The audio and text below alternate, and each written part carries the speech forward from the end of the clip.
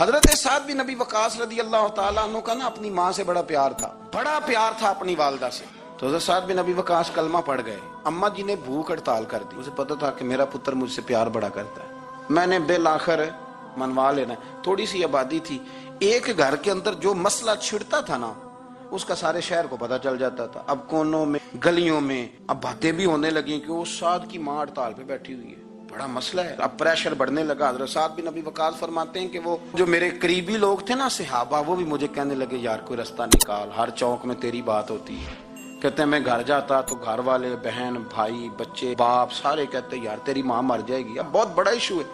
ہم یہ کہہ دیتے ہیں کہ انہوں نے قربانیاں بڑی دی, لیکن آپ ذرا بات کو سمجھے نا کہ اماں بھوک ہڑتال پہ بیٹھ جائے, ایک انسان کہاں کھڑا ہو جائے گا؟ بدنامی الگ ہے, بحث الگ ہے, سیانہ بندہ, مالدار, وزادار, قبیلے والا. حضرت سعد بن ابی وقاص کی ماں نے 3 دن تک روٹی نہیں کھائی, پانی نہیں پیا, بے ہوش ہو گئی. اب جب بے ہوش ہوئی تو شور پڑا, سارا محلہ جمع ہو گیا. اب سارے لوگ کھڑے اور بچہ وہ ہے جو ماں کی بڑی ماننے والا ہے. اماں کے اوپر لوگوں نے پانی شانی ڈالا, ہوش آئی تو حضرت سعد بن ابی وقاص قریب آئے, کہنے لگے اماں ایک بات کرنی ہے. اماں بھی بڑی مشکل سے اٹھ کے بیٹھ گئی کہ پتر ماننے لگا ہے میرا. لوگ بھی کھڑے ہو گئے, مسکراہٹ بھی ہونے لگی کہ لو نہ کوئی بات ہونے لگی. یا ماں کہتی ہے کلمہ چھوڑ دے پھر مانوں گی. حضرت سعد بن ابی وقاص کہنے لگے اماں سن میری بات, 3 دن ہو گئے, مکے کا کوئی کونا کھدرا ایسا نہیں جس میں میری تیری باتیں نہ ہوئی ہیں, اور قبیلے کا, علاقے کا کوئی شخص نہیں. لوگوں نے بڑی باتیں کی, اور لوگ جب باتیں کرنے پہ آتے ہیں پھر اوپر تک جاتے ہیں. یہ بھی کہا کہ کیا دین یہ سکھاتا ہے کہ ماں بھوکی مر جائے. یہ بھی لوگوں نے کہا میں نے ہر شے سنی, برداشت کی, اماں اب تو میری بات کان کھول کے سن لے. ماں کہنے لگی وہ کیا؟ تو حضرت سعد کہنے لگے پیدا مجھے تو نے کیا ہے, 9 ماہ تیرے پیٹ میں رہا ہوں, روٹی تیرے ہاتھ سے کھائی ہے, تجھ سے زیادہ بہتر مجھے کوئی نہیں جانتا. ماں سن تیری کتنی جانیں؟ اماں کہنے لگی 1. تو حضرت سعد فرمانے لگے تیری 1000 جان بھی ہو نا تو ایک ایک کر کے ساری نکل جائے تو میں محمد عربی کا کلمہ پھر بھی نہیں چھوڑوں گا. ختم ہو گئی بات. یہ کیا بات؟ وہ کچا رنگ للاری والا جڑا چڑھدا تے لیندا رہندا, اے عشق تیرے دا رنگ محمد جدوں چڑھ جائے پھر نہیں لیندا. یہ کیا بات ہوئی؟ اماں تیری 1000 جان بھی ہو, روٹی کھانی ہے تو کھا, نہیں کھانی تو نہ کھا. یہ لفظ کہتے ہیں حضرت سعد بن ابی وقاص رو پڑے, آنسو آ گئے. لفظ کہہ کے باہر نکلے, مجمع چھٹ گیا. جس نے جو مطلب لینا تھا لیا, جس نے جو کہنا تھا اس نے کہا. حضرت سعد چلے گئے. شام کو گھر آئے تو اماں روٹی کھا رہی تھی. تو حضرت سعد فرماتے ہیں کہ محلے کی بیویاں کہنے لگی روٹی کیوں کھا رہی ہو؟ تو ماں رو پڑی, کہنے لگی پتر میرا ہے, میں نے پیدا کیا ہے, میرے پتر نے کبھی ضد نہیں کی, اس کے دل میں کچھ ہے اتر گئی ہے, کوئی ہے, کوئی کچا پکا جذبہ ہوتا تو میں تو 2 آنسو بہاتی تھی تو میرا پتر لوٹ آتا تھا, پر کسی رستے کا مسافر بن گیا ہے, اب کہیں پہنچ گیا ہے اور میں اس کا درد سمجھ گئی ہوں. جہاں گیا ہے اب وہاں سے یہ لوٹ سکتا. آپ سمجھیں اتنا تگڑا ایمان جن لوگوں کا, ان کے بارے میں لوگ ڈسکس کریں گے. ان کو نا قرآن پاک نے بطور نمونہ بیان کیا ہے. اللہ فرماتے ہیں ایمان اس طرح کا جس طرح میرے نبی کے صحابہ کا. یہ منافقوں کی بات ہو رہی ہے پہلے سے بارے میں. وَإِذَا قِيلَ لَهُمْ آمِنُوا كَمَا آمَنَ النَّاسُ, جب ان سے کہا جائے کہ ایمان اس طرح لاؤ جس طرح میرے نبی کے صحابہ لائے ہیں. قَالُوا أَنُؤْمِنُ كَمَا آمَنَ السُّفَهَاءُ, تو وہ کہتے ہیں اس طرح ایمان لائیں جیسے بیوقوف لائیں.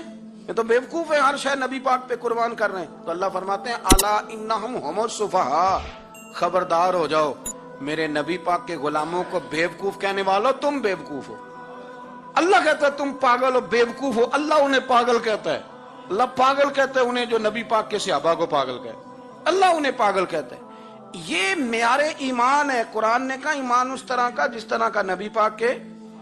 وَإِذَا قِيلَ لَهُمْ آمِنُوا كَمَا آمَنَ النَّاسُ, ایمان اس طرح لاؤ جس طرح میرے نبی پاک کے صحابہ ایمان لائے ہیں, اس طرح ایمان لاؤ. نبی پاک علیہ الصلوۃ والسلام امی ہیں, لیکن یہ میرے محبوب کی نبوت کی اعلیٰ دلیل ہے کہ اللہ تعالیٰ نے محبوب کو حکمت, تدبر, دانائی, ہم دانا نہیں ہوتے, شعور نہیں رکھتے, فہم و فراست کا.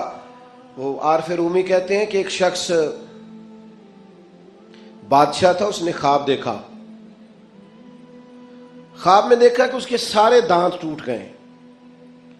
اس نے ایک معبر کو بلایا, تعبیر کرانے والے کو. اس سے کہا اس کی تعبیر کیا ہے؟ اس نے کہا جناب اس کی تعبیر یہ ہے کہ آپ کے سارے رشتہ دار آپ کی زندگی میں فوت ہو جائیں گے۔ اب وہ بادشاہ اتنا ناراض ہوا، اس نے وہ تعبیر کرنے والا بھی قتل کروا دیا۔ اس نے کہا وہ بھی کوئی زندگی ہے جس میں نہ بھائی ہو، نہ بہن ہو، نہ بچے ہو، نہ بیوی ہو، نہ ماں ہو، نہ باپ ہو، مروا دیا۔ ایک اور آدمی تعبیر کرنے والا تھا پر وہ دانا بھی تھا، اس کو بلایا اور بلا کر بادشاہ نے کہا میں نے خواب دیکھا ہے، خواب میں میرے سارے دانت ٹوٹ گئے، تعبیر بتائیں۔ تو وہ کہنے لگا بادشاہ مبارک ہو، اس کی تعبیر یہ ہے کہ اللہ تعالیٰ خاندان میں سب سے لمبی عمر آپ کو عطا فرمائے گا۔ بادشاہ نے اسے انعام دیا، کہا تو جیتا رہ، کیا تو نے بات کی ہے۔ اب میری بات کو سمجھیے گا، تعبیر اس نے بھی وہی بتائی ہے جو پہلے والے نے بتائی، لیکن پہلے والے نے کہا تیرے سارے رشتہ دار تیری زندگی میں فوت ہو جائیں گے، اس نے اسے بھی مروا دیا۔ بات اس نے بھی وہی کی ہے، لیکن بات گرچہ بے سلیقہ ہو کلیم، پر بات کرنے کو سلیقہ چاہیے۔ آپ بے سلیقہ بات بھی کریں پر سلیقے سے تو کریں، کوئی لہجہ ہی نہیں، حکمت ہی نہیں، کوئی دانائی نہیں۔ دوسرے نے کہا اللہ تعالیٰ آپ کو سب سے لمبی عمر عطا کرے گا، تو بات پھر بھی وہی ہے کہ باقی سارے چلے جائیں گے اور آپ موجود ہوں گے، لیکن اس میں دانائی ہے نا، حکمت ہے نا۔